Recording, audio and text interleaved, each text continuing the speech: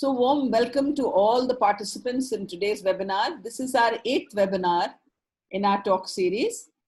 And I don't think there's anybody new here, so I will not introduce Ritambara again, but we know it's a wellness company that looks at wellness in a very holistic way.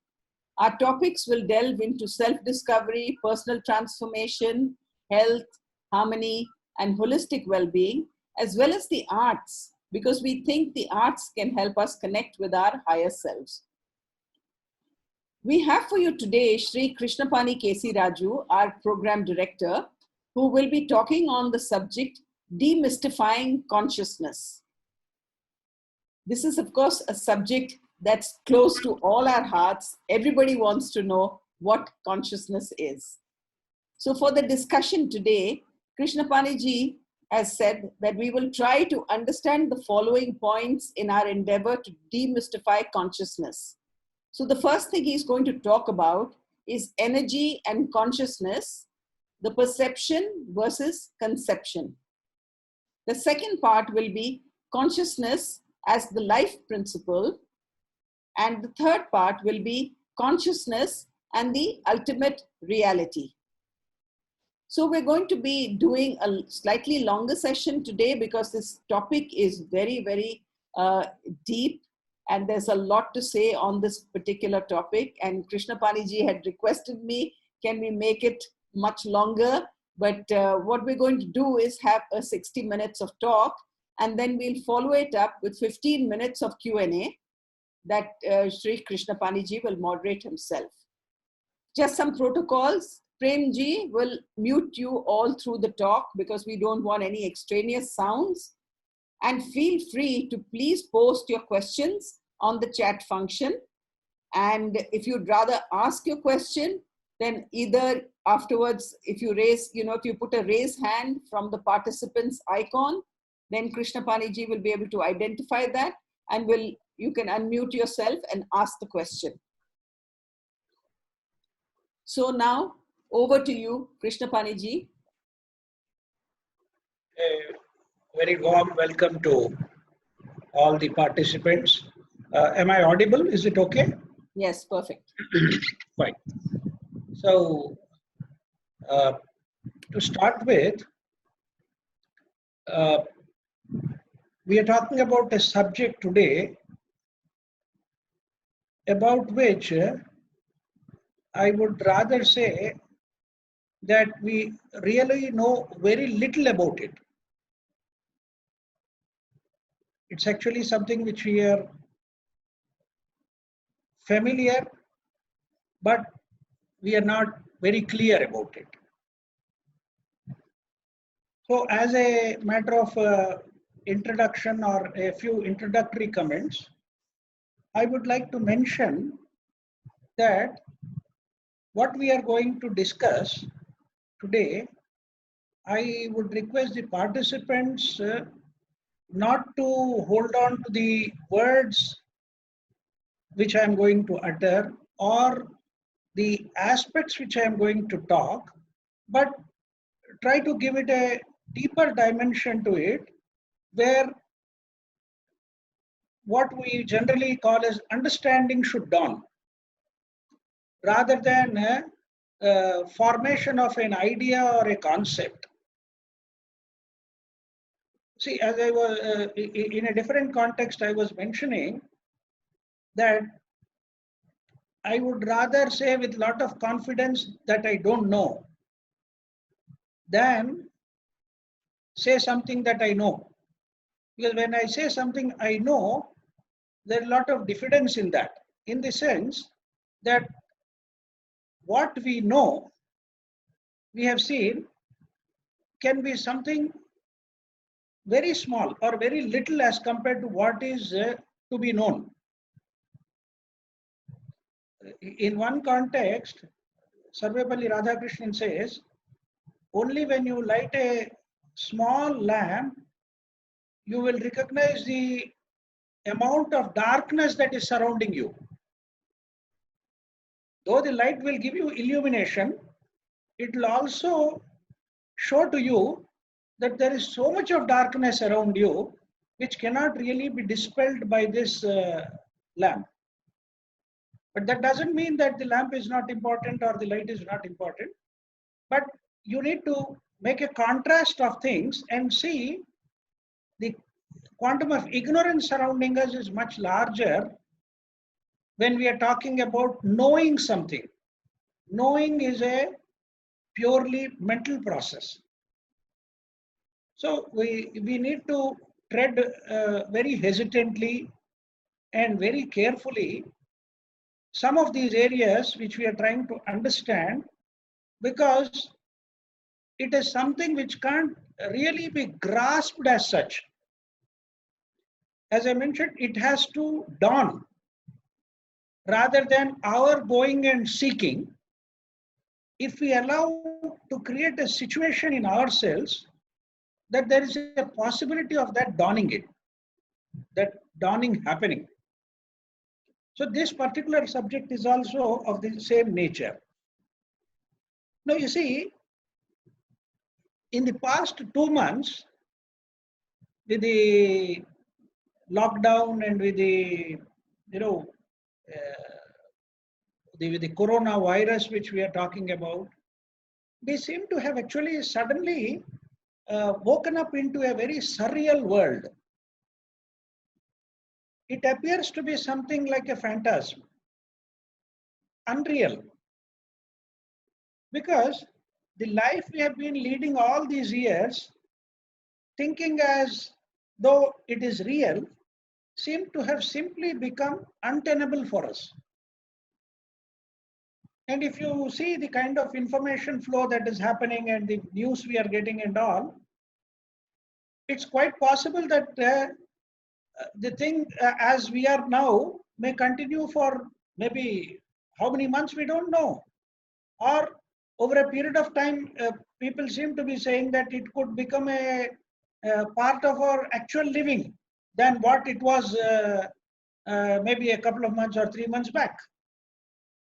So this unreality of the objective world has been perceived, has been actually experienced by the great sages and saints,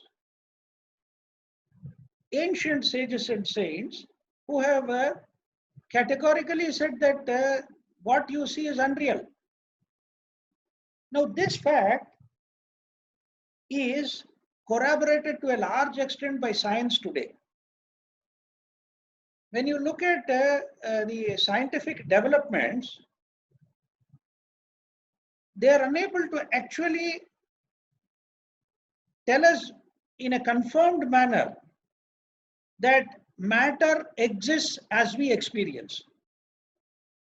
Matter, science very clearly says now that matter doesn't exist in the form in which we are experiencing, because it is only a kind of a construct.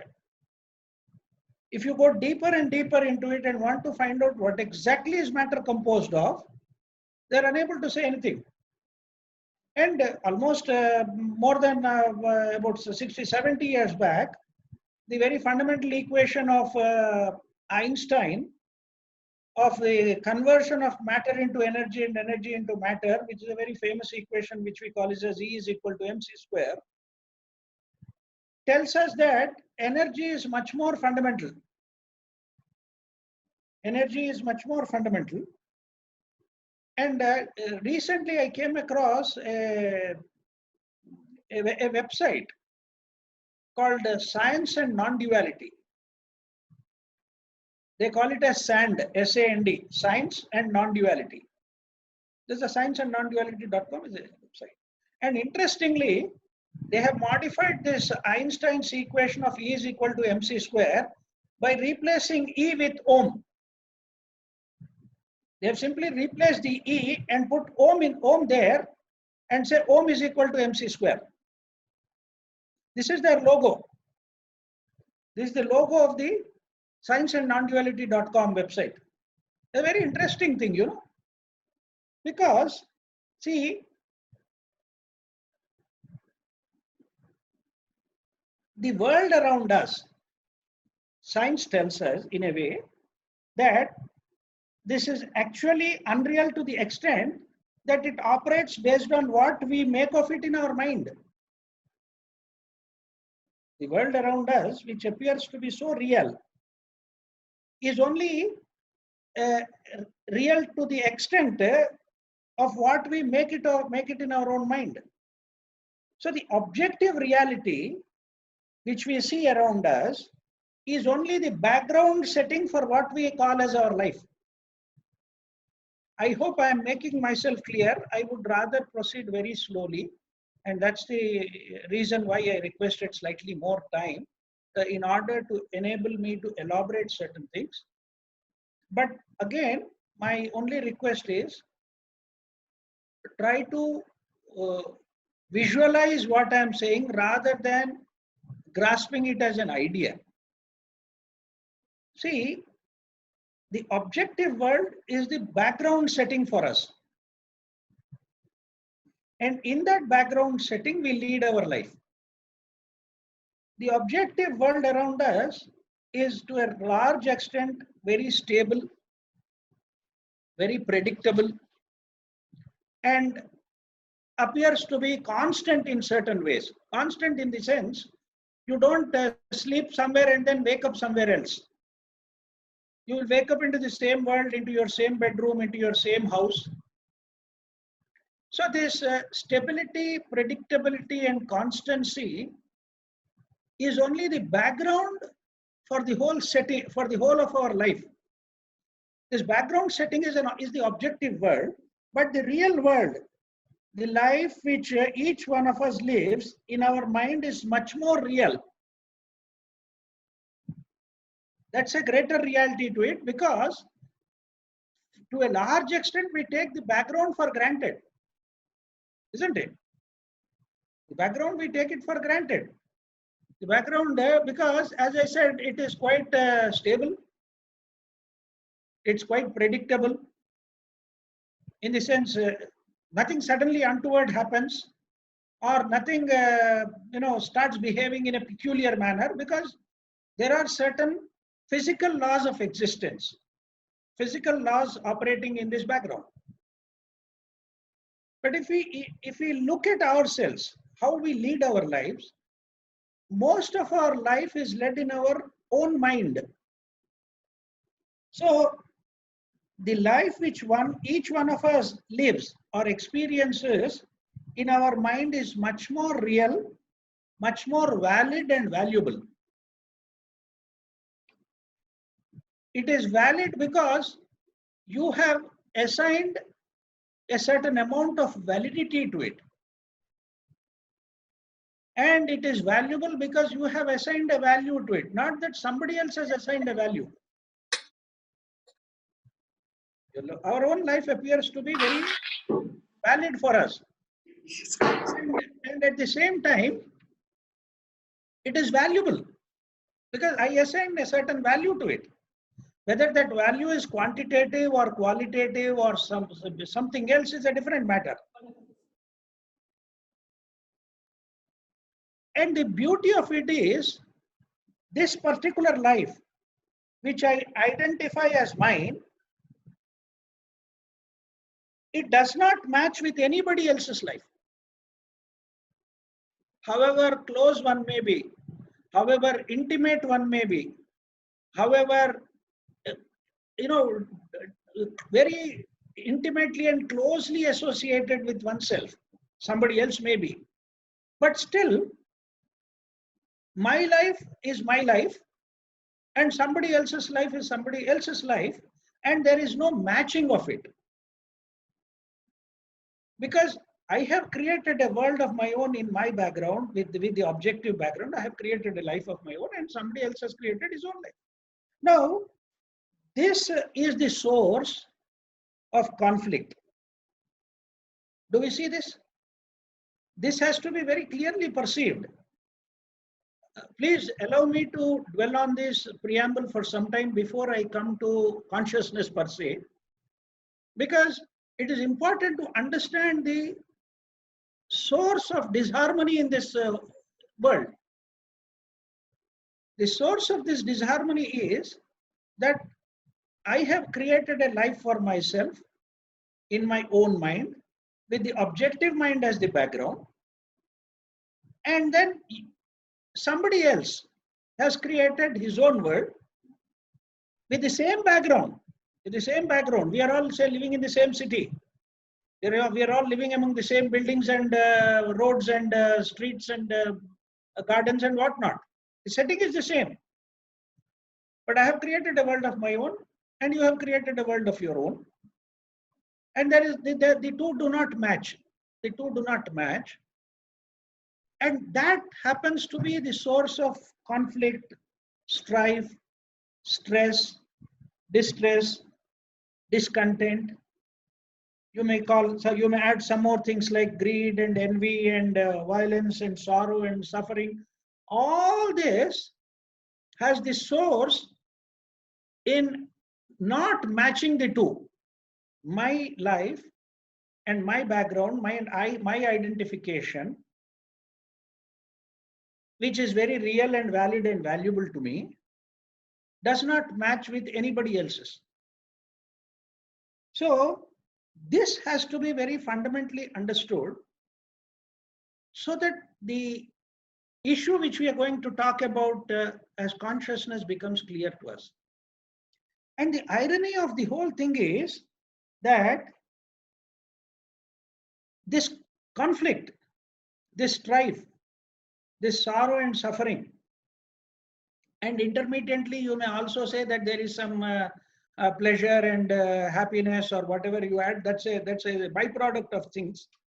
But generally there is this conflict and insufficiency and this sense of incompleteness, and this sense of not able to find and match things with anybody else. So this has become the common destiny of humanity as a whole. This has become the common destiny of humanity as a whole. Okay? So we have to perceive this very carefully, so that we operate in our minds and create a world for our own existence. And this existence of mine is always in conflict with everything else, because there is this mismatch. This mismatch is on account of several factors, because we know that my world is based on my experience, my knowledge and my memory and my background and things like that. Now see, as I mentioned earlier, all scientific studies, latest scientific studies, especially in quantum mechanics and quantum physics, they have really pointed out that the world within the quantum world, they call it as the quantum world. See, the scientific terminology that is normally used is, there's a classical world and a quantum world. As I said, in the classical world, there is the appearance of a reasonable stability, continuity and predictability. Whereas when it comes to the quantum world, they have found that it does not conform to any of the classical laws and classical operation models that are there. This does not match at all, because here they have found that the phenomena in the quantum world are discrete by nature. Discrete means, the element of continuity as we understand is not there. And similarly, they are entangled. Entangled means each is connected to the other in a peculiar way, in a very peculiar way. They have a lot of studies on what they call as entanglement and non-locality.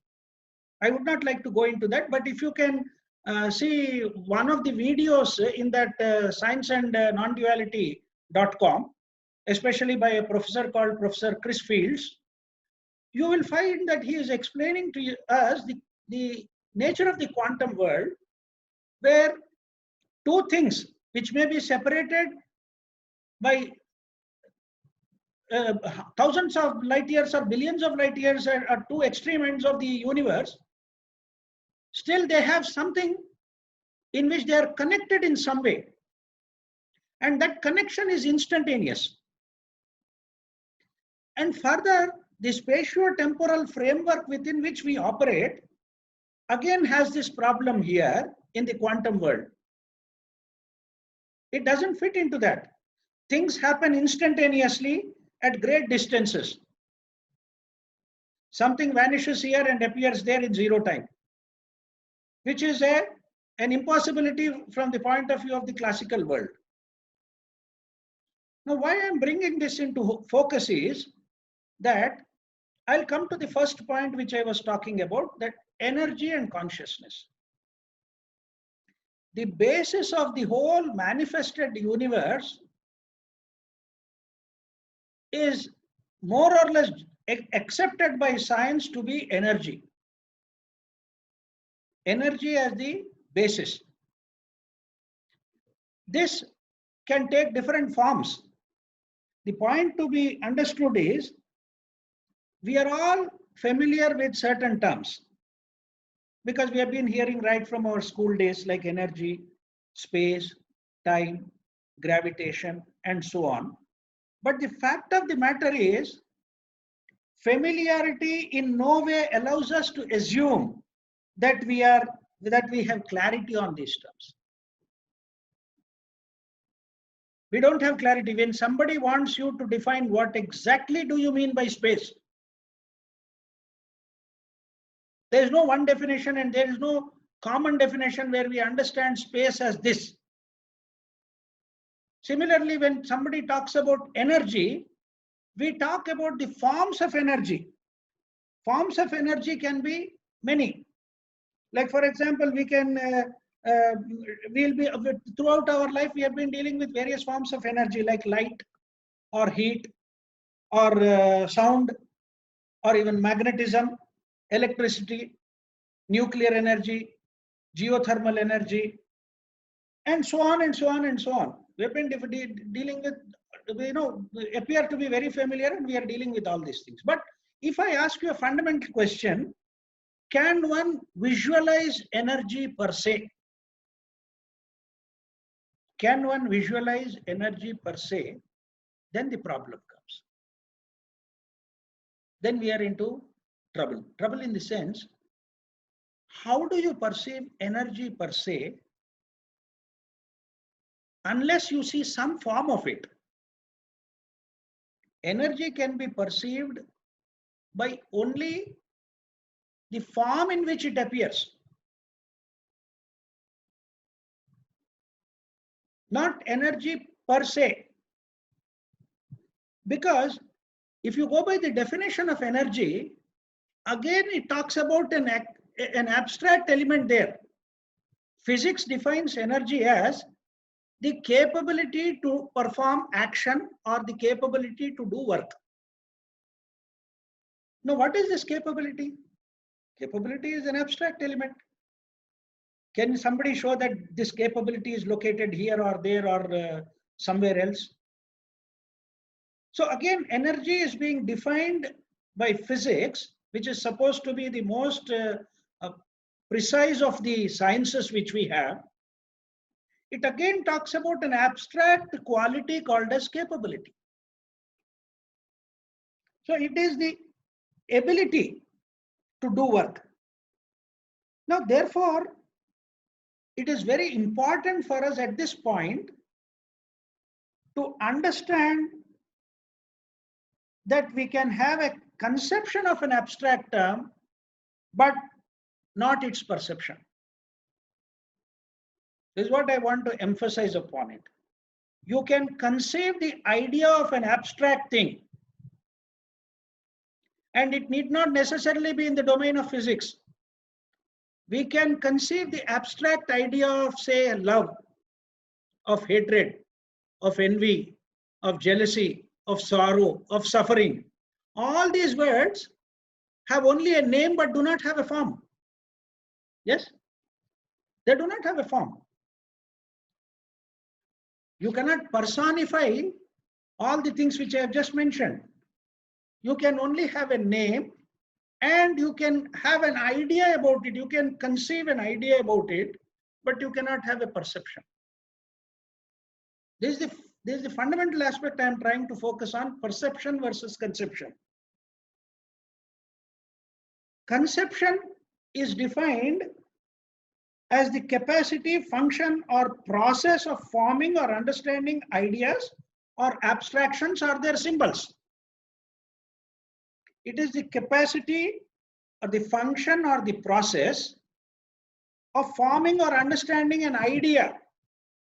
I form an idea in my mind about something which is actually abstract and which is symbolic only.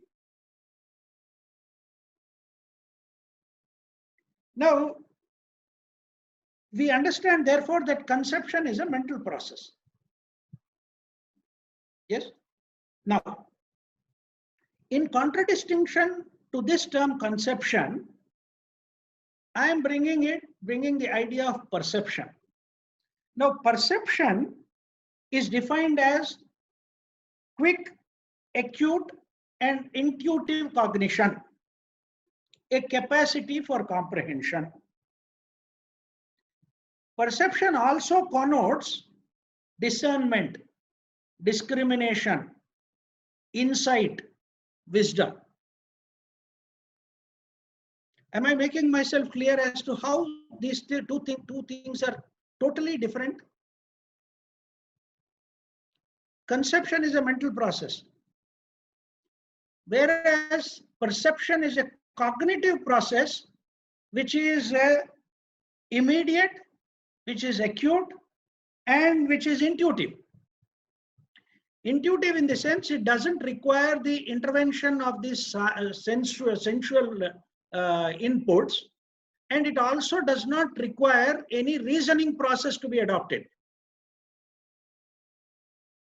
When you say something, when you understand something, even in the ordinary course of things, when somebody is talking about something very complex like mathematics or physics or some other subject, if you understand it, that very understanding is instantaneous, and you would simply say, yeah, I have understood it.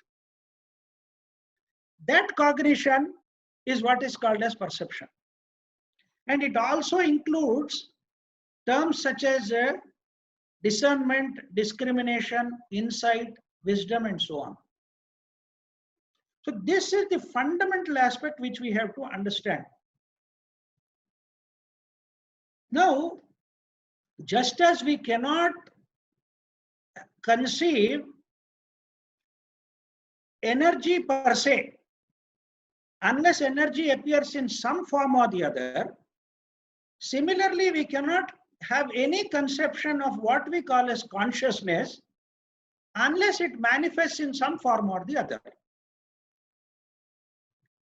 I am talking about from the point of view of our present development of the mental faculties only. I'll come to a different dimension slightly later. You see, what is the fundamental aspect of consciousness whose form we identify? The fundamental factor is my being there. I am there. Yes? Nobody outside need to tell you that you are there. You don't need any outside authority or confirmation or assertion that you are there, isn't it? So this is one form of a manifestation of consciousness. I am there. This is what is called as being. The traditional words are also there. I don't want to get into the traditional words now. I am more concerned with you are able to actually perceive the thing in such a way that there is one form of consciousness which tells me that I am there. I am using that term consciousness as only a general term. You can use that term in some other form also, it doesn't matter. But what I say as consciousness is the sense of being is one aspect of it. Now there is another aspect of it. I not only am conscious of myself, what I would call as self-consciousness, but I would be able to see that there is life form outside me. Consciousness manifesting as life forms in the environment, in the background. In the sense, I not only recognize that I am there, but I also recognize that you are there. And not only you individually or in a particular manner, but generally also I can perceive life. What is that perception of life which I have? I see the birth of something. That birth could be of a baby, the birth could be of a flower, the birth could be of a fruit, the birth could be of a bird, myriad forms of life which we see. So birth is one aspect of life. Then I see in life growth. What I call as life has these elements of birth, growth, the ability to reproduce, then the aspect of decay and death. It goes through this cycle. There's the cycle of birth, which goes into growth, and then there is a phase in which there is what we call as reproductivity. That means I can produce myself, in the sense I can produce something physically similar to what I am. Every form gives that. A flower tree gives flowers. A human being can beget human beings. An animal can beget animal of its own species. So you have this element of reproduction. Then you have the element of decay. Just as you have seen the phase of growth, you see the phase of decay. Then finally, as you have seen the aspect of birth, you see the aspect of death. So you see, you see this whole phase, the entire process, and this is what we call as life. When we say something is born, we say some new life has come into being. When we see something is dead, we say that life has gone out of it. Now, can we perceive life per se again? No. Can we say that life is this outside this process? Outside this process, our present level of consciousness, of our present level of the mental faculty development cannot perceive life as an independent entity. As an independent entity outside this process.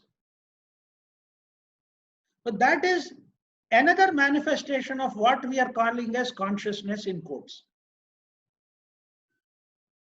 That is the other element of consciousness which we are seeing. So I am again trying to emphasize that what we need in this process is not much of a discussion or debate or deliberation or going on getting into verbalization of it and some kind of semantics and putting more and more into words, because it doesn't give us the clarity required. The more the discussion, the more the deliberation, the more the debate on the point, or the more we get into the semantics of words and meanings and things like that, the more will be the confusion arising out of it, unless we have this perception of things. This perception of things becomes very important. So now, one of the most important aspects from the ancient Indian scriptural point of view is that they have given us this idea of consciousness as an independent entity and one of the triplicities or three aspects of the ultimate reality in manifestation. I'll repeat myself. The ancient Indian scriptures tell us that consciousness is an independent entity. Independent to the extent that it does not need a form. I'm only focusing on that aspect. Earlier we said that we cannot conceive of consciousness as an entity by itself with our present level of mental faculty development. But there is a process that has been identified, or in fact a kind of deconditioning. It's not a process as such, but a deconditioning of the mental faculty with which we are familiar, whereby you can perceive consciousness as an independent entity which need not necessarily get into a form in order for its identification. I hope I'm making myself clear. Because, and they said, this entity, though independent to the extent of having a form, is one of the triplicity, one of the three aspects, which in manifestation we are able to see. So this consciousness,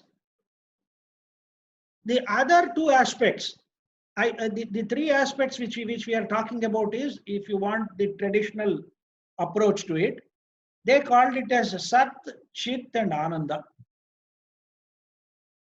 This triplicity, of this triplicity, Chit is the consciousness part of it. Sat talks about objective reality and existence. The word Sat means existence. What is this existence again? It is pure existence. Existence which manifests as reality, objective reality in this, where we are able to see this world. The second aspect is the Chit aspect of it, or what we are talking about as consciousness. And the third aspect of it is what is called as Ananda. These three are given to us as the irreducible fundamentals for manifestation. You please understand this term. It is the irreducible fundamental. You can't further go beyond, go and make it into further pieces and then say that above Sat there are so many other aspects, and above Chit there are so many other aspects, and all that. These are what from a scientific point of view are called as the irreducible fundamentals. Now this is the beauty of the whole process of identification of manifestation, and manifestation has got these three irreducible fundamental aspects.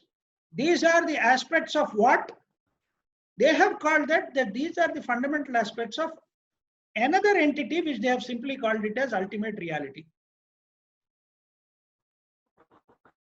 These are again, please, my point again is, please don't hold on to these words which I have just used as ultimate reality. This is something which is not known, which is unknowable with the faculties available to us as on date. That's all. Because you can't ask me to define ultimate reality.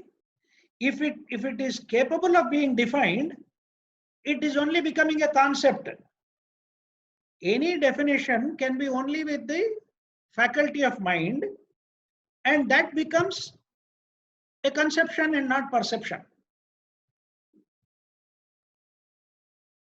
The consciousness operating through the mind is also the I, which I have mentioned.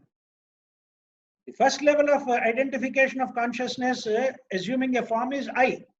And this I includes all these things: my body, my senses, my emotions, my thoughts, my feelings, whatever you call that, that is the I. And mind, as we understand, as a ratiocination process, as a process of thinking or feeling and volition. If you want to use the Western psychology things, they ascribe thought, volition, and feeling to mind.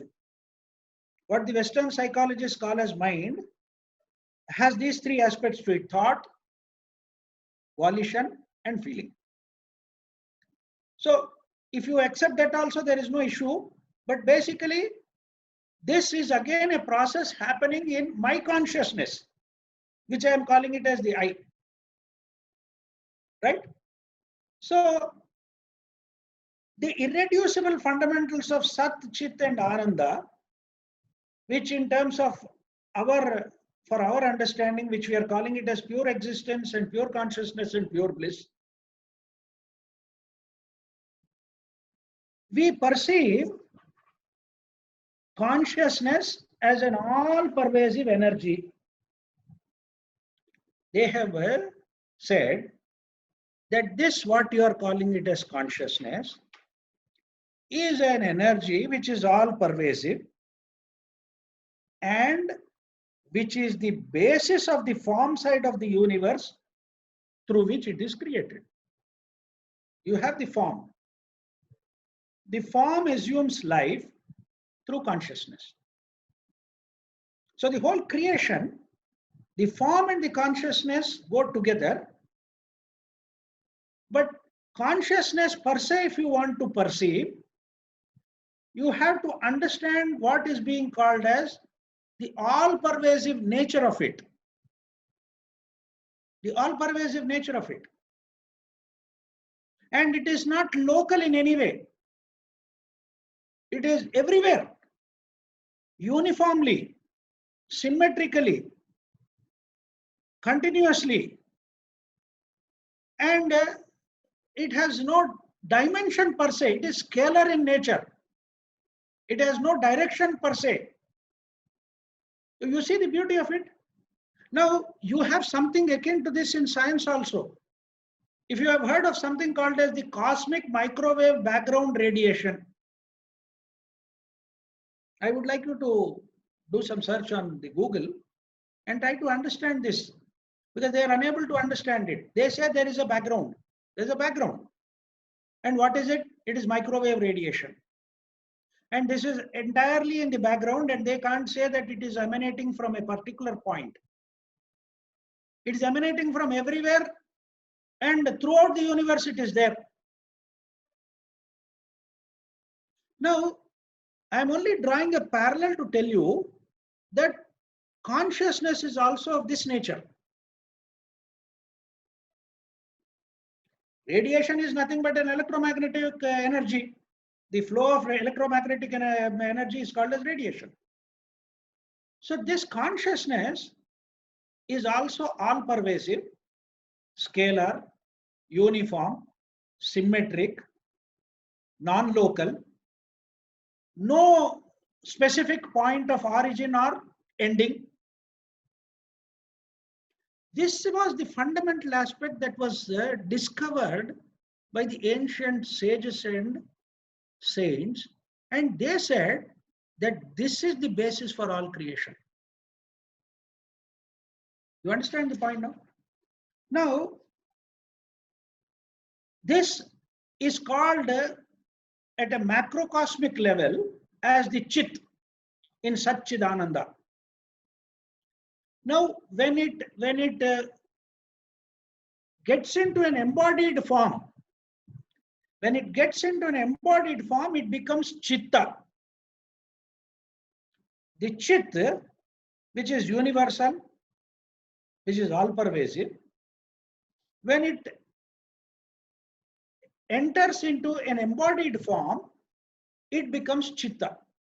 There is a limitation now. A limitation is in operation now. And this limitation is the basis for my world, where I have begun. When I started by saying that I live in a world of my own reality inside my mind, precisely this is what I am doing. I am living in my own mind, which is a much more, the chitta is a much more comprehensive term than the mind. I don't want to use the Western psychology term of mind. I would rather stick to this term of chitta, where it manifests in me as the individual. And as I mentioned, there is always this problem of conflict, because my world in no way matches your world. Now, how to resolve this conflict is to remove this limitation of the chitta and reach that state which is called as the chit, or the all-pervasive consciousness. Unless this chitta realizes its own limitation and comes to become aware of its limitation and realizes the presence of something which is universal by nature, this individual conflict can never be resolved. So if somebody is thinking of a utopia, of thinking of a world where there is no conflict, there is no violence, there is no stress, there is no this thing, it is sorrow or suffering, it's impossible. It's impossible to create such a world or such a situation even for oneself, unless I realize that this limitation acting through me, what I call as the I, is an element of that universal principle which we are calling it as consciousness. Now, another important dimension that is attributed to this consciousness is the states of being, states of consciousness, where we have talked about, where it is mentioned that we generally experience what we call as the waking consciousness, the dream consciousness, and the deep sleep consciousness. These are states of consciousness with which we are all very familiar with it. I need not go much into the depth of it. We are very familiar with this whole concept of states of consciousness. Now, what is the problem with these states of consciousness? The problem with these states of consciousness is what I call it as discontinuity. When I was contemplating on this and trying to find out what is the issue, basic issue with these three states of consciousness, one thing that struck me is that it is discontinuous. Discontinuity, if one observes oneself, one is not continuously aware of oneself, isn't it? Or even the world around.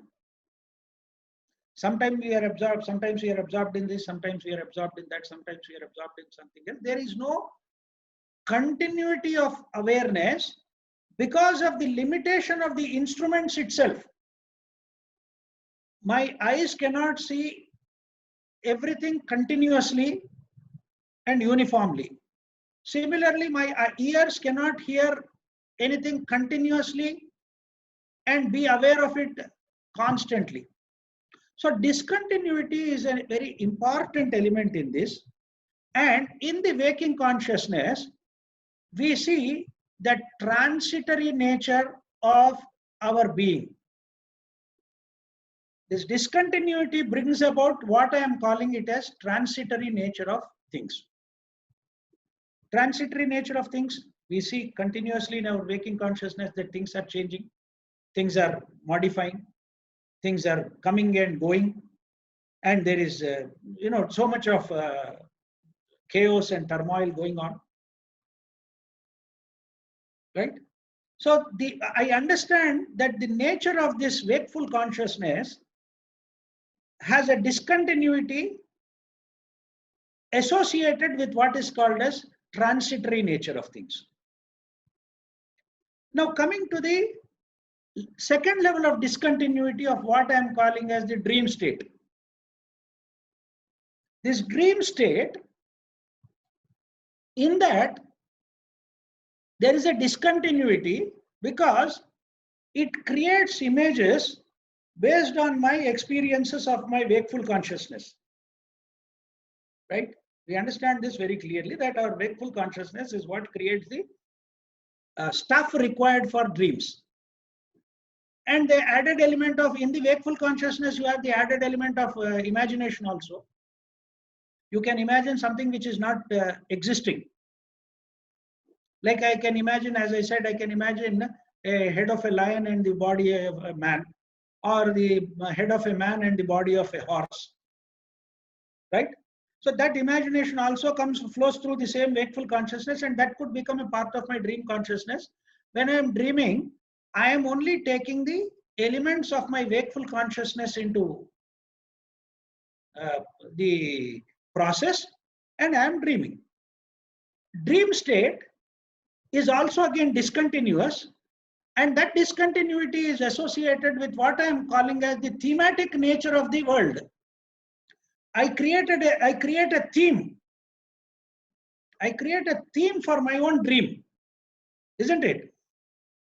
It could be random sometimes, but a lot of experiments are there where they say that you create things out of it, and it has a theme behind it.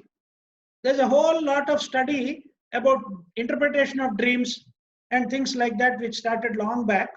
So this discontinuity of the dream world or the dream state of consciousness, I call it as thematic.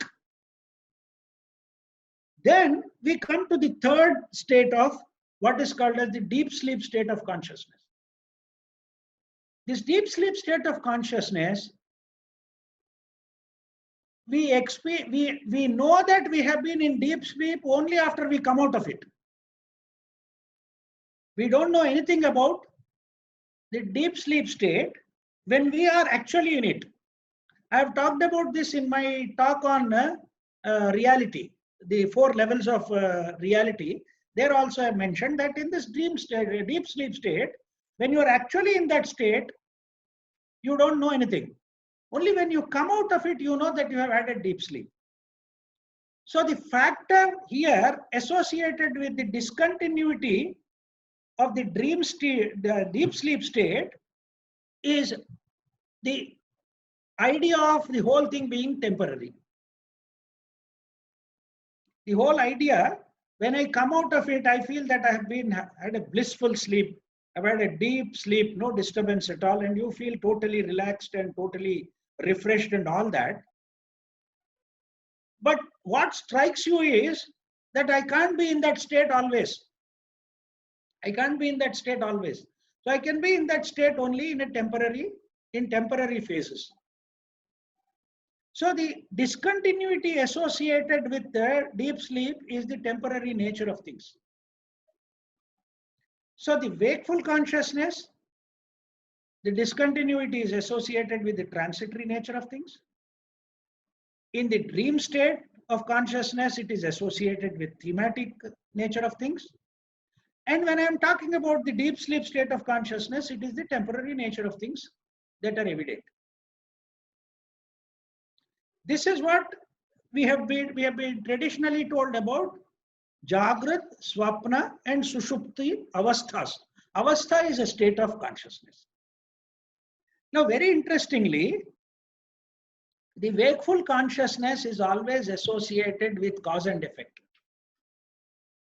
The wakeful consciousness is always associated with what we are calling it as, what I have actually mentioned as cause and effect. In our wakeful consciousness, we say that everything has the cause and effect. The effect becomes the cause for the next thing. This cause becomes the effect for something else. So we are bound in this cycle of cause and effect in the wakeful state. Now, in the dream state, there is no effect. There is only cause. You can give a thought to this. I don't want to get much into it because I'm already close to the time allotted to me. I'll only mention about 2 or 3 things and close. I have a lot of things to say. We can always discuss it later on also. But I'm trying to bring clarity to certain things where the wakeful state of consciousness is involved in cause and effect. That is a continuous process going on in this world. In my own world and the objective world also, there is a cause and effect is going on. Whereas in the dream state, there is only a cause. In the dream state, you have only, I'll come back to that. What I'm saying is these two states of wakefulness and dream state are affected by cause and effect, whereas the deep sleep state has only cause in it and no effect, because you cannot perceive any effect related to the deep sleep state. So these two states with which we are more familiar and which we can have a recollection of the wakeful state and the dream state, where we carry some amount of memory also about them, they are always bound in cause and effect. But when it comes to the deep sleep state, there is only the cause and no effect. Now, this is what has been brought about very beautifully in one of the Karikas of Gaudapada on the Mandukyopanishad. And Gaudapada was the Guru's Guru, Adi Shankara's Guru, Govindapada's Guru was Gaudapada. He wrote 214 Karikas or 214 verses on the 12 mantras of Mandukyopanishad. Mandukyopanishad happens to be the smallest Upanishad. And there is a statement in an Upanishad called as the Muktikopanishad, which says that for a true aspirant of liberation, the Mandukya is enough. You need not go anywhere else. This Mandukyopanishad of 12 mantras is enough for a true aspirant aspiring for liberation. The importance of this comes because we can have other sessions on, I can go into the, because the Mandukyopanishad is a study of the Omkara or Pranava. The syllable Om that is the subject matter of the Mandukyopanishad. But I'm coming back to this point that in the wakeful state and dream state, cause and effect are the basis. In the deep sleep state, there is only cause and no effect. And now they talk about a fourth state where there is neither cause nor effect. Neither cause nor effect. And that's what we call it as, the Turiya or the fourth state. I'll not go into that at all because that becomes a different subject by itself. That state is what is symbolized by what we call as the ultimate reality. And the manifested aspect of that ultimate reality is the Sat, Chit and Ananda.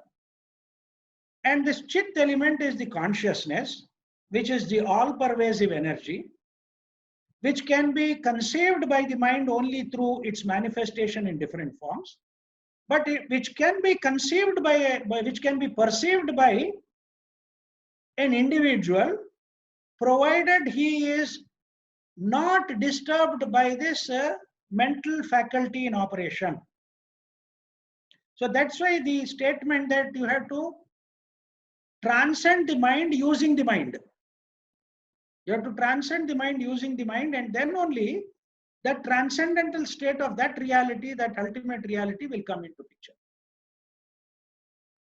This is the nature of consciousness, and these are the different states of consciousness. Finally, I want to just mention one simple aspect of the whole thing. See, in our perception, if we are able to see the truth of existence, that existence has different dimensions to it, and existence, which is called as Sat, has various aspects to it. As I said, we have a classical world and we have a quantum world. When I say quantum world, the very small, that means going into the nano level and the pico level or some other level where they are trying to find out the God's particle or whatever it is, that's the very small. and the very large at the galactic level, at the cosmic level, and the very fast. That means things which are beyond the speed of light. All these laws are failing. All the laws of the classical world are failing in these three areas of the very small, the very fast, and the very large. That is the dimension of existence. If you are able to see the truth of existence and the sacredness of consciousness and the beauty of bliss. I am using these three terms very consciously. I am saying the truth of existence has to be perceived. The goodness or sacredness of consciousness has to be perceived. And similarly, the beauty of bliss, what we call as happiness, what we call as pleasure, right from the lowest form of pleasure to the highest form of bliss, is a part of this. Is a part of this bliss or ananda. And there is a beauty associated with it. So I am bringing these three aspects of Sat, Chit and Ananda and matching them with Satyam, Shivam and Sundaram. The truth of existence is the linkage between Sat and Satyam. The sacredness of consciousness is the linkage between Chit and Shivam. Shivam means goodness, sacredness, holiness, auspiciousness. That is the nature of the consciousness with which we are associated. And the beauty or the Sundaram aspect is associated with what we call as Ananda. The Ananda part of it is associated with beauty. Therefore, anything beautiful in this world gives us happiness. Anything in this whole creation is a play of these two sets of triplicity of Sat, Chit, Ananda and Satyam, Shivam, Sundaram. I would like to halt here. I hope I have given you a broad picture for you to think over and allow it to, imbibe in oneself through a process of understanding rather than analysis. Rather than analysis, it would be good if it dawns upon us that the whole of creation is a manifestation of Sat, Chit and Ananda, and it finds its reflection in truth, goodness and beauty, which is Satyam, Shivam and Sundaram. Thank you so much.